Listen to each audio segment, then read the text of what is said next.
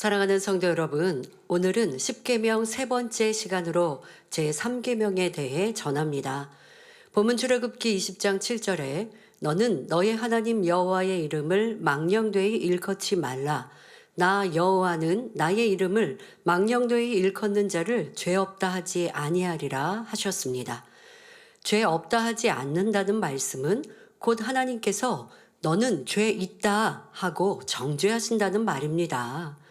로마서 6장 23절에 죄의 삭은 사망이라 했으니 하나님께 죄 있다고 정죄받은 사람이라면 반드시 사망의 형벌을 받게 되며 결국 구원받지 못한다는 말이 되지요. 하나님께서 이렇게 엄위한 명령을 주셨는데도 어떤 사람들은 십계명 중에 이런 말씀이 있다는 사실조차 기억하지 못합니다. 그러니 하나님을 잘 믿는다 하는 사람들 중에서도 하나님의 이름을 존중하지 못하고 망령되이 일컫는 경우가 종종 있습니다. 물론 여러분이 마음 중심에서 하나님을 경외하고 진리를 쫓아 살고자 한다면 무심결에라도 이런 일은 없을 것입니다. 그러나 오늘 말씀을 통해 다시 한번 자신을 점검하고 근신하여 혹여라도 하나님 앞에 무례히 행하는 일이 없이 항상 하나님을 경외하시기를 주님의 이름으로 부탁드립니다. 사랑하는 성도 여러분, 사전에 보면 망령되다는 말은 늙거나 정신이 흐려 말과 행동이 정상을 벗어난 것이라 했습니다. 하나님의 이름을 망령되이 일컫는다는 것은 거룩하신 하나님의 이름을 바르게 사용하지 않고 경건치 못하며 허망하게 사용하는 것입니다. 예를 들어 자신의 생각을 말하면서 하나님의 말씀인 것처럼 말하거나 자신의 뜻대로 행동하면서 하나님께서 이렇게 하도록 주관하신다 하는 것, 하나님의 이름으로 거짓 맹세나 농담을 하는 것 등 여러 가지 경우가 다 여기에 해당됩니다. 평소에는 하나님을 찾지도 않았던 사람들이 자기 생각에 맞지 않는 일을 당하면 하나님도 무심하시다 라고 원망하거나 하나님이 살아계시면 어찌 이런 일이 있는가 말하는 경우도 여기에 해당되지요. 모든 영광과 존귀를 받기에 합당하신 창조주 하나님의 이름을 감히 피조물의 입장에서 망령되이 거론한다면 하나님께서 어찌 죄 없다 하시겠습니까? 내가 존중하고 존경하고 또 귀히 여겨야 되는 분에 대하여서 함부로 말하거나 아니면 그분 뜻이 아닌데 그분의 뜻처럼 인용하여 말하였다 라고 한다면 이것은 굉장히 무례한 것이죠. 자, 여러분들의 입장에서 한번 생각해 보세요. 누군가 여러분들의 뜻이 아닌데 여러분들의 뜻처럼 여러분들의 의견처럼 그것도 자기 유익에 맞춰서 나를 그렇게 사용한다. 내 뜻이 아닌데 내 뜻인 것처럼 세상 말로 하면 이름을 판다라고 얘기하지 않습니까? 그렇게 한다면 좋을 사람 하나도 없습니다. 더더욱 그렇게 해서 내 뜻처럼 말을 해서 상대가 자기 유익을 구하고 또 나를 어렵게 하거나 힘들게 한다면 나를 나쁜 사람처럼 생각하거나 말한다면 이건 굉장히 기분 나쁜 일이죠. 사람 사이에도 그리할 것인데 피조물을 지으시고 만드시고 온 천지 만물을 만드신 창조주 하나님에 대해 그리하면 이건 하나님을 망령되이 일컫는 일이 당연히 되는 것이죠. 그러니 여러분들이 오늘 말씀들을 통하여 나는 우리 하나님에 대해 오해함도 없어야 하겠지만 하나님의 말씀을 안다라고 하면서 내 유익대로 내 편리대로 사용하는 것 결코 없어야 하겠습니다. 이렇게 하나님의 이름을 망령되이 일컫는 것을 죄 있다 하시는 이유에 대해 살펴보겠습니다. 첫째로 이는 하나님을 믿지 않는 것이기 때문입니다. 인생과 만물의 의미를 고찰한다는 철학자 중에도 신은 죽었다 말한 사람이 있고 일반인들 중에도 하나님은 없다라는 말을 함부로 하는 사람들이 있습니다. 오래전 구소련의 한 우주 비행사가 말하기를 내가 우주에 가봐왔지만 하나님은 아무데도 안 계시더라 라고 했다고 하지요. 우주 비행사쯤 되면 자신이 탐험한 공간이 전체 우주에 비해 얼마나 작은 부분인지를 너무나 잘 알고 있을 것입니다. 그런데 극히 미미한 우주 공간을 탐험해보고 모든 우주를 지으신 하나님을 자신의 눈으로 보지 못했기 때문에 안 계신다 한다면 이것이 얼마나 어리석은 일입니까?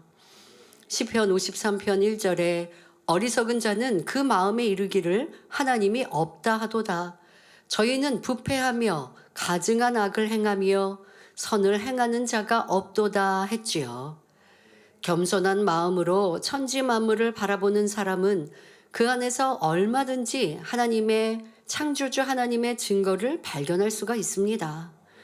또한 수많은 전도자들이 있어서 살아계신 하나님과 주 예수 그리스도를 증거하여 알려주지요. 그런데도 스스로 마음을 강팍하게 함으로 하나님을 믿지 않으면서 하나님에 대해 함부로 말한다면 하나님께서 이를 어찌 죄 없다 하시겠습니까? 성도 여러분, 하나님의 이름을 망령되이 일컫는 것이 죄 있다 하신 두 번째 이유는 하나님을 만홀히 여기는 것이기 때문입니다. 만홀히 여긴다는 것은 하찮게 여기며 우습게 여긴다는 말이지요. 감히 창조주 하나님을 만홀히 여기고도 죄 없다 할 수 있는 사람이 누가 있겠습니까? 시편 96편 4절에 여호와는 광대하시니 극진히 찬양할 것이요 모든 신보다 경외할 것이며 했고, 디모데전서 6장 16절에 오직 그에게만 죽지 아니함이 있고 가까이 가지 못할 빛에 거하시고 아무 사람도 보지 못하였고 또 볼 수 없는 자시니 그에게 존귀와 영원한 능력을 돌릴지어다. 아멘 했습니다. 심지어 출애굽기 33장 20절에 내가 내 얼굴을 보지 못하리니 나를 보고 살 자가 없음이니라 하셨을 정도로 하나님은 감히 우리 피조물이 바라볼 수도 없을 만큼 크고 위대한 분이시지요. 그래서 예전에 양심이 선한 사람들은 하나님을 알지 못한다 해도 하늘에 관한 것에는 존칭어를 썼습니다. 예를 들어 비가 오는 것을 볼 때도 비가 오시네 라고 존칭을 쓰는 것이지요. 비록 여호와 하나님을 알지는 못하지만 막연하게나마 전능하신 조물주가 계셔서 하늘로부터 비를 내려주신다고 생각했기에 비에 대해서조차 이처럼 존칭을 사용한 것입니다. 피조물인 사람에 대해서도 자신의 부모님이나 중심으로 존경하는 분에 대해서는 함부로 이름을 부르지도 않으며 꼭 이름을 불러야 할 때는 존중하는 마음으로 존칭을 붙여서 표현하게 되지요. 하물며 만물의 창조주여 모든 생명의 주관자이신 하나님에 관해서 언급하고자 한다면 얼마나 경건한 자세로 대해야 하겠습니까?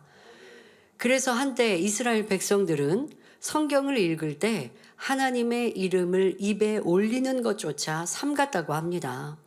성경에 여호와라는 이름이 나오면 그 이름을 직접 언급하지 않으려고 아도나이, 곧 나의 주님이라고 읽었지요.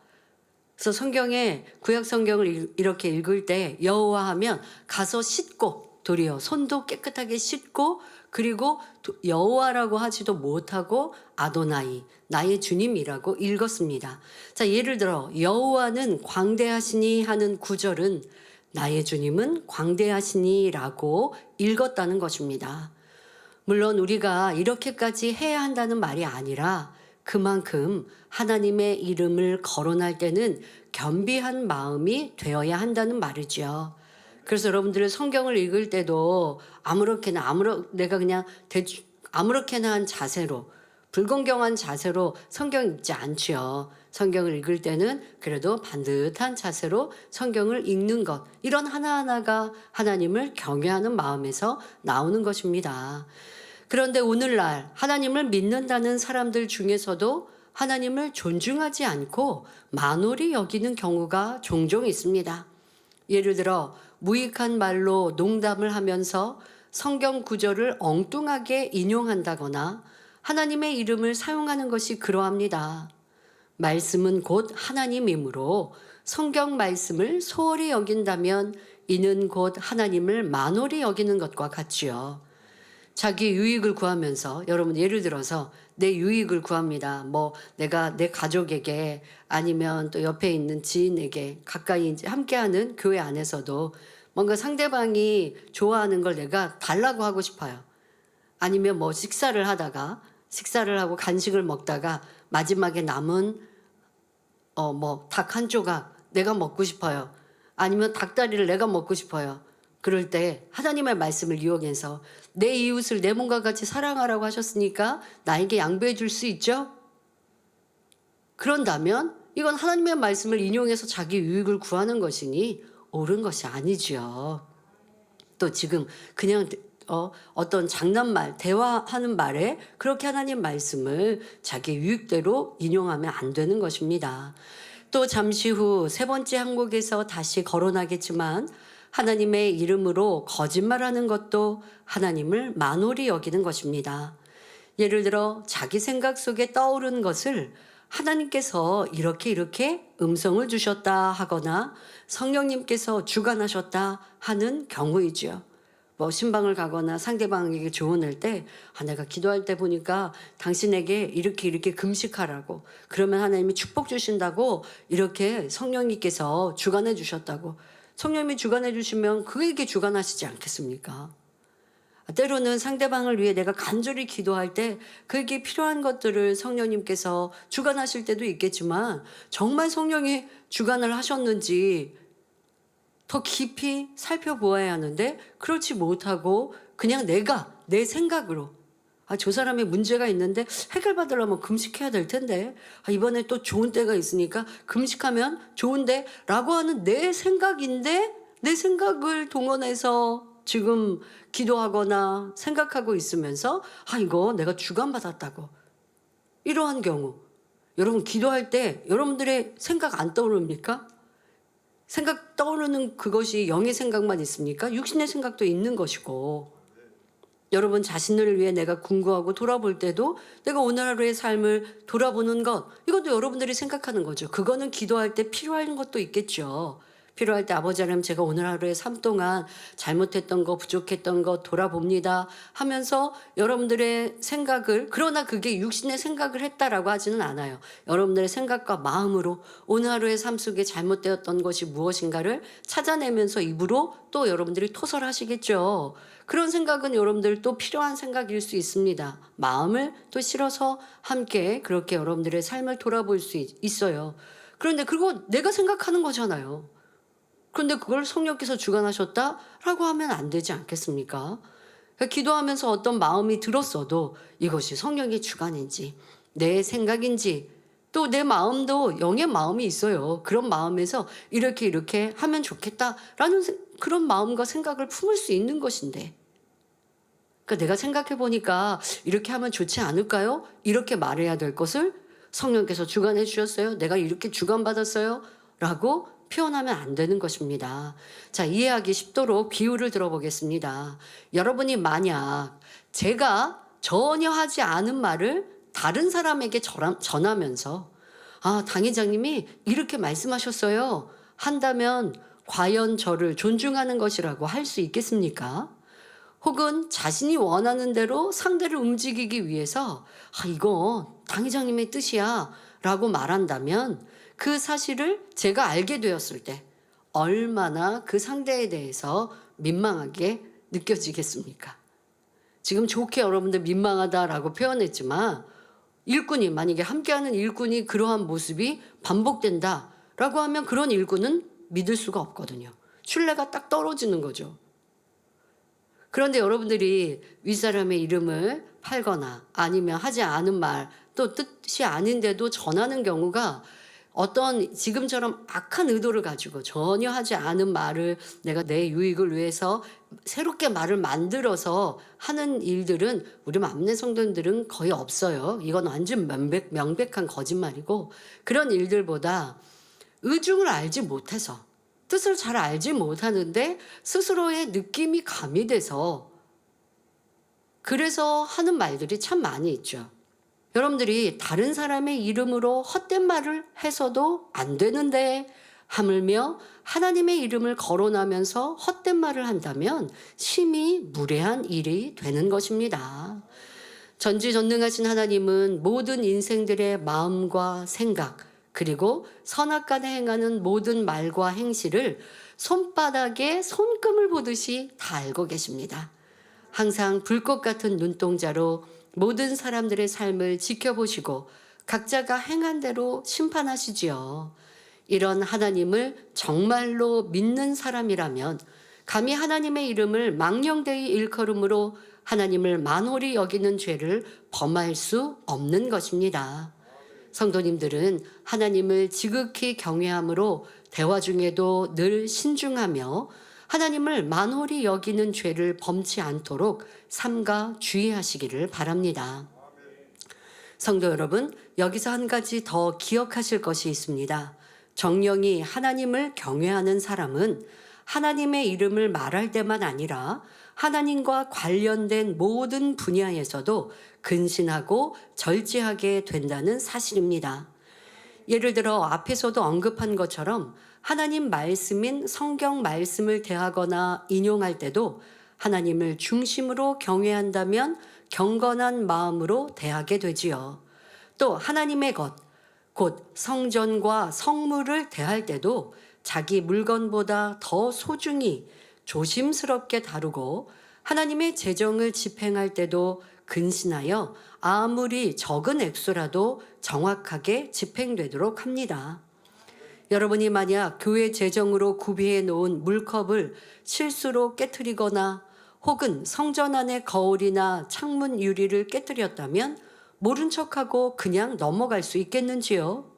결코 그래서는 안 되지요. 아무리 사소한 것이라 해도 하나님의 것으로 구별된 성물이기 때문입니다. 하나님의 것은 개인 소유보다 더 소중히 여기며 아낄 줄 알아야 합니다. 또 기관이나 선교회 등의 회비로 모인 재정도 개인이 사사로이 사용하면 안 되고 임원들의 회의 후 지출해야 한다는 것도 잊지 마시기 바랍니다. 예를 들면 회계가 아니면 기관장이 저 사람 조금 어려우니까 저 사람 구제해 주세요. 일방적으로 그렇게 정한다든가. 그러면 내가 좋은 사람, 내가 아는 정도 안에서만 구제하게 되는 거죠. 또 더더욱 회계가 내가 회비를 가지고 있다고 그렇게 해서도 아니 되는 것이고. 그러면 뽑힌 임원들이 있잖아요. 임원들이 회의를 해서 아무개가 이렇게 어려운데 이번에 우리 수련회 때 조금 구제해 주면 좋겠습니다. 그렇게 결정하고 회계는 집행하는 것이고. 그래서 여러분들의 기관 재정도 하나님의 것이라는 거 함부로 사용할 수 없고, 또 회계는 꼭 집행을 한 다음에 기록을 해놓고, 그래서 원래는 교회 안에서도 각 기관에 대하여서 연말이 되어지면 감사를 하게 되어 있습니다. 자, 또한 하나님께서 권능으로 보장하시는 하나님의 사람에 대해서도 성령의 역사에 대해서 말할 때에도 이 모든 것은 하나님과 직접 관련되는 일임을 기억해야 합니다. 따라서 하나님께서 주관하시고 간섭하시는 분야에 대해 사람이 육신의 생각 속에서 판단하거나 무례하게 말하지 않도록 삼가 조심해야 하는 것이지요. 사울은 심히 악을 행함으로 하나님께 버림받은 자였지만 한때 하나님께 기름 부음 받은 왕이었기에 다윗은 사울 왕이 아무리 자신을 위협해도 끝까지 그의 생명을 해치지 않았습니다. 하나님께 부름 받았으니 하나님께 맡겨드리는 것입니다. 이처럼 하나님을 존중하고 경외하는 사람이라면 하나님께 속한 모든 것을 경건하게 대하는 것입니다. 사랑하는 성도님들은 하나님의 이름에 대해서만 아니라 하나님과 관련된 모든 분야에서 겸비한 마음으로 행하심으로 혹여라도 하나님을 만홀히 여기는 일이 없으시기를 바랍니다. 사랑하는 성도 여러분, 하나님의 이름을 망령되이 일컫는 것이 죄가 되는 세 번째 이유는 하나님의 이름을 빌어 거짓말하는 것이기 때문입니다. 구약 성경에 보면 이스라엘 역사 속에는 거짓 선지자들이 종종 등장합니다. 하나님께서 말씀하지 않으신 것을 하나님의 말씀이라고 선포하거나 하나님께서 알려주신 예언이라고 하여 하나님이 알려주시지 않았는데 하나님이 알려주신 예언이라고 하여 백성들을 미혹하는 것입니다. 신명기 18장 20절에 이런 사람들에 대해 하나님께서 엄히 경계하십니다. 내가 곧 하나님께서 고하라고 명하지 아니한 말을 어떤 선지자가 만일 방자히 내 이름으로 고하든지 다른 신들의 이름으로 말하면 그 선지자는 죽임을 당하리라 하셨지요. 감히 하나님의 이름을 사칭하여 거짓말을 할 때 그 죄는 사형에 해당한다는 말씀입니다. 하나님의 말씀이 아닌데 하나님이 그렇게 주관해 주시지 않으셨는데 하나님이 이렇게 말씀하셨다. 이게 하나님의 뜻이다 라고 하면 이게 거짓말하는 것이에요. 그것은 사형에 해당된다고 말씀하십니다. 요한계시록 21장 8절에 두려워하는 자들과 믿지 아니하는 자들과 흉악한 자들과 살인자들과 행음자들과 술객들과 우상 숭배자들과 모든 거짓말하는 자들은 불과 유황으로 타는 못에 참여하리니 이것이 둘째 사망이라 했습니다. 여기서 거짓말하는 자란 바로 하나님의 이름으로 거짓말하는 자이지요. 이와 같이 하나님 이름으로 거짓말을 하여 죄 있다 정죄함을 받게 된다면 이는 스스로 심판을 자초하게 됩니다. 거짓 선지자들만이 아니라 하나님의 이름으로 맹세하고 지키지 않으면 이것도 하나님의 이름으로 거짓말한 것이요 하나님의 이름을 망령되이 일컫는 것입니다. 레위기 19장 12절에 너희는 내 이름으로 거짓 맹세함으로 내 하나님의 이름을 욕되게 하지 말라 나는 여호와니라 하신 말씀대로이지요. 그런데 오늘날 하나님을 믿는다는 사람들 중에서도 하나님의 이름으로 거짓말을 하는 경우가 종종 있습니다. 예를 들어 전혀 하나님의 역사가 아닌데도 내가 기도하다가 이런 성령의 음성을 들었다. 내 마음에 이렇게 하나님께서 주관하셨다 하거나 어떤 일이 되어가는 것을 보고 무조건 하나님께서 이렇게 이루셨다라고 말하는 사람들이 있는 것입니다. 정말로 하나님의 역사라면 상관이 없지만 성령의 음성이나 주관이 아닌데도 습관적으로 이렇게 말하는 것이 문제이지요. 물론 하나님의 자녀라면 마땅히 성령의 음성을 들어야 하고 범사에 하나님의 인도하심을 받아야 합니다. 그러나 구원받은 하나님의 자녀라고 해서 무조건 성령의 음성을 들을 수 있는 것이 아니지요. 죄를 버리고 마음이 진리로 채워지는 만큼 점점 정확하게 들을 수 있는 것입니다. 진리 안에 살지 않고 세상과 짝하는 사람은 성령의 음성을 들을 수가 없습니다. 그런데 자기 안에 비진리가 가득하면서 들리는 마음과 자신을 과시하려는 의도로 자기 생각에서 나온 것을 성령의 역사라고 하는 사람들이 있지요. 이때는 사람에게만 거짓말하는 것이 아니라 하나님 앞에서도 거짓말하는 것이 됩니다.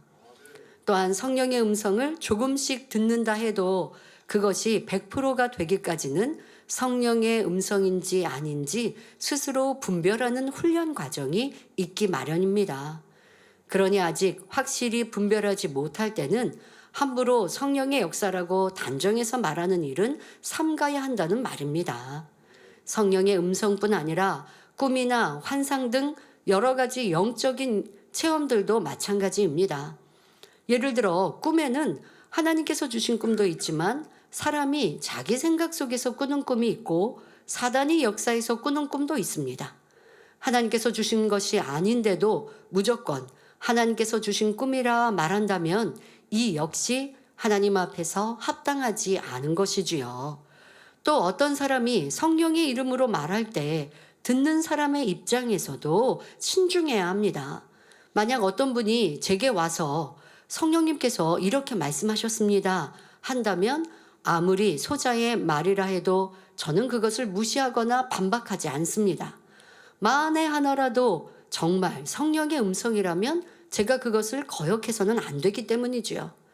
물론 저 역시 성령의 음성을 들음으로 상대의 말이 참인지 거짓인지 분별할 수 있습니다. 그럼에도 제가 기도해서 정확히 알기 전에는 그 말이 성령의 음성이다 혹은 아니다 하고 경솔하게 단정짓지 않는다는 말입니다. 그러므로 하나님의 이름으로 어떤 것을 말할 때는 말하는 사람이나 듣는 사람이나 항상 신중한 자세가 되어야 하는 것이지요. 그런데 어떤 사람은 자신이 범죄하여 사단의 역사로 재앙을 만났으면서도 하나님께서 나를 이렇게 치셨다라고 말하는 경우도 있습니다. 또 무슨 일이 자기 생각대로 풀어지는 것 같으면 내가 기도했더니 하나님께서 이렇게 축복해 주셨어 말해놓고 얼마 후 그것이 꼬이고 막히면 하나님께서 막으셨다 하고 말을 바꾸는 등 습관적으로 하나님의 이름을 합당하지 않게 사용하는 사람들도 있습니다. 이렇게 하면서 자기 편에서는 믿음의 고백이라 하지만 진실한 중심에서 나오는 믿음의 고백과 들레고 경솔한 마음으로 하나님의 이름을 끌어들이는 말은 전혀 다릅니다.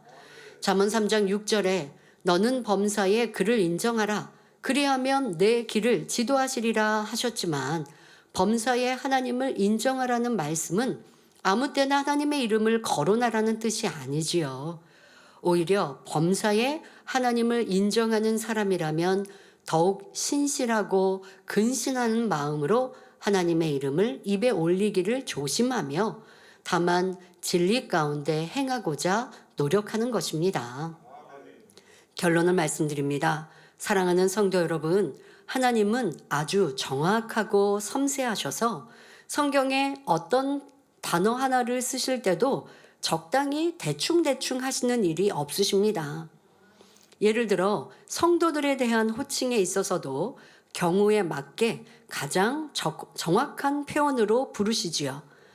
사랑하는 자들아 하실 때가 있고 형제들아 하고 표현하실 때가 있습니다. 자, 그럼 사랑하는 자들아 한다면 그 뒤에는 축복된 말씀. 사랑하는 자들아 하면 하나님이 사랑하시기 때문에 바로 진리 가운데 순종하여 살았기 때문에 사랑하는 자들아 하실 수 있고 그러니 축복의 말씀이 따라오는 거예요. 그러면 형제들아 하는 것은 그냥 우리 성도들, 자녀들에게 이렇게 해라 라고 당부하시기에 그렇게 지칭하여 부르시는 것이죠. 그러니까 이렇게 여러분들이 그냥 딱 이해하고 이렇게 단어의 표현에 그 깊은 의미가 다르다라는 것을 이해하고 성경을 읽으면 더 재미있고 쉽겠죠. 또 특히 요한복음에 요한이 사용하시는 단어 이러한 것들에 여러분들이 차이를 아시면 또 얼마나 재미있습니까? 네, 지금 말씀드린 하나님께서 우리에게 축복의 말씀이나 당부의 말씀을 하실 때 부르시는 지칭하시는 이 표현도 정확히 다르다는 것입니다. 형제들아 하고 불러야 할 자리에 사랑하는 자들아 하고 표현한다면 그 의미가 달라져 버리는 것입니다. 또 아비들아, 청년들아, 아이들아, 자녀들아 이런 호칭들을 사용하실 때도 각각에 해당하는 믿음의 분량에 따라 정확한 의미를 담아서 사용하시지요. 삼위일체 하나님의 명칭에 대해서도 마찬가지입니다. 하나님, 여호와, 아버지 하나님, 또 우리 주님에 대해서 메시아, 주, 예수님, 예수 그리스도, 어린 양, 주의 영, 성령에 대해서 주의 영, 하나님의 영, 하나님의 신, 성결의 영, 성령, 성신 등 성경에는 삼위일체 하나님의 이름이 참으로 다양하게 나옵니다. 이런 하나하나의 표현들이 의미 없이 쓰인 것이 아니고 너무나 정확한 의미를 담아서 문맥과 상황에 따라 기록된 것입니다. 창세기 강의에는 이러한 설명도 해주시니까 얼마나 감사합니까? 예를 들어 성령님, 성신 같은 의미, 같은 성령님이에요. 그런데 구약에는 성신으로 표현하시고 신약에는 성령님으로 표현하시죠. 왜요?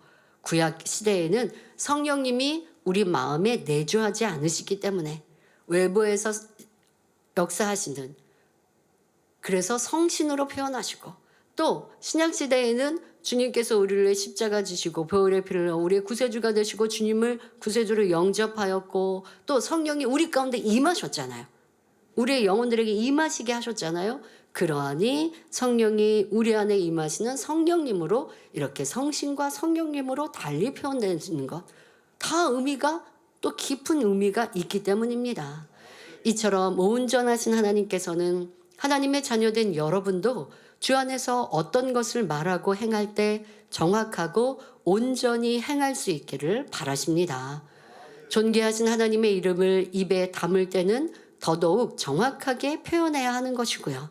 사무엘상 2장 30절 후반절에 나를 존중히 여기는 자를 내가 존중히 여기고 나를 멸시하는 자를 내가 경멸히 여기리라 하셨습니다. 여러분이 하나님을 중심에서 존중히 여긴다면 당연히 하나님의 이름을 망령되이 일컫지도 않을 것이고 범사에 하나님을 경외함으로 행할 것입니다. 사랑하는 성도님들은 크고 위대하신 하나님을 중심으로 경외하며 항상 깨어 기도하여 자신의 마음을 점검함으로 하나님께 오직 영광만 돌리는 삶을 사시기를 바랍니다. 그래서 하나님께서도 여러분을 존중히 여김으로 여러분의 모든 삶과 행동을 보장하시며 여러분을 보배롭고 존귀하게 여김으로 천국에서도 가장 영화로운 자리까지 인도해 주시기를 주님의 이름으로 축원합니다. 할렐루야. 전능하신 사랑의 아버지 하나님, 이 시간 기도받는 모든 성도님들을 위해 안수하여 주옵소서. 전국 전 세계 하나님의 자녀들 위해 시공간을 초월하여 역사하여 주시옵소서. 믿어지는 믿음을 주시고 부정적인 생각과 의심의 세력을 물리쳐 주옵시며 모든 시험 환난도 물리쳐 주옵소서. 머리부터 발끝까지 오장육부, 뼈, 마디마디, 온몸의 신경, 조직, 세포 등 성령의 불로 태우시고 근본의 빛으로 역사하여 주옵소서. 예수 그리스도의 이름으로 명하노니 원수마귀 사단아 모든 질병균 연약함아 물러가라. 빛이여 임하라. 모든 불치 난치병도 성령의 불로 태워 깨끗게 하여 주옵소서. 말라리아를 비롯한 모든 풍토병도 물리쳐 주옵소서. 감기, 기침, 열, 몸살, 독감 등 각종 유행성 질병도 다 물러가라. 어떠한 질병도 틈타지 않게 지켜 주옵소서. 각종 암과 전이된 것, 에이즈, 백혈병, 뇌졸중, 고혈압, 저혈압, 심장병, 폐병, 위장병, 당뇨, 부인병, 피부병, 갑상선 질환과 모든 염증도 깨끗게 하여 주옵소서. 소아마비, 중풍, 관절염, 디스크도 온전케 하여 주옵소서. 요통, 두통, 신경통을 비롯한 모든 통증은 사라질지어다. 간질, 자폐증, 우울증, 조울증, 공황장애, 노이로제, 치매 등 모든 정신질환도 물러갈지어다. 모든 마비된 것도 풀어지고 일어나 걷고 뛸지어다. 눈도 잘 보이게 하옵시고 귀도 잘 들리게 하여 주옵소서. 소경은 눈을 뜨고 귀머거리는 들으며 벙어리는 말할지어다. 각종 사고 후유증도 깨끗게 하여 주옵시고 부러진 뼈도 붙여 주옵소서. 화상 입은 것도 온전케 하시고 화기야 물러가라. 열도 물러가라. 아버지 하나님 흉터나지 않게 역사하여 주옵소서. 마약을 비롯하여 각종 약물과 독극물, 중독도 깨끗함을 입을지어다. 죽은 신경과 세포가 살아나며 죽은 자도 살아나게 하여 주옵소서. 잉태의 축복도 주옵소서. 예수 그리스도의 이름으로 명하노니 원수마귀 사단아 하늘 공중 권세 잡은 악의 영들아 물러가라. 그의 사자들도 물러갈지어다. 이 땅에 악한 영, 더러운 영, 거짓되고 간사한 영, 이간질하고 미혹하는 모든 어둠들은 물러갈지어다. 모든 흉악의 결박을 풀고 어둠아 물러가라. 빛이여 임하라. 아버지 하나님 부르짖어 기도할 수 있는 능력을 주시고 죄를 버리고 성결될 수 있는 능력 주옵소서. 영원히 잘됨같이 범사에 잘되게 하시고 가정의 복음화도 이루어 주시기를 원합니다. 한 주간도 모든 사고와 재앙으로부터 지켜주시고 불통이 없는 형통한 삶을 살 수 있도록 축복해 주옵소서. 성령의 불담으로 천군 천사와 주님의 불꽃 같은 눈동자로 모든 하나님의 자녀들과 가정일터 사업터를 지켜주시기를 원합니다. 학생들에게 지혜와 명철을 더하시고 공부할 수 있는 뜨거운 마음과 열정도 더하여 주옵소서. 마음과 생각을 세상에 빼앗기지 않도록 지키시고 하나님을 뜨겁게 사랑하는 학생들로 축복하여 주옵소서. 하나님의 자녀들이 먹으나 마시나 입으나 무엇을 하든지 하나님 앞에 영광 돌리는 삶이 되게 축복하여 주옵소서. 나는 하나님을 만났노라, 체험했노라, 응답받았노라, 축복받았노라 간증하는 입술이 되게 역사하여 주옵소서. 아버지 하나님 감사합니다. 홀로 영광 받으옵소서.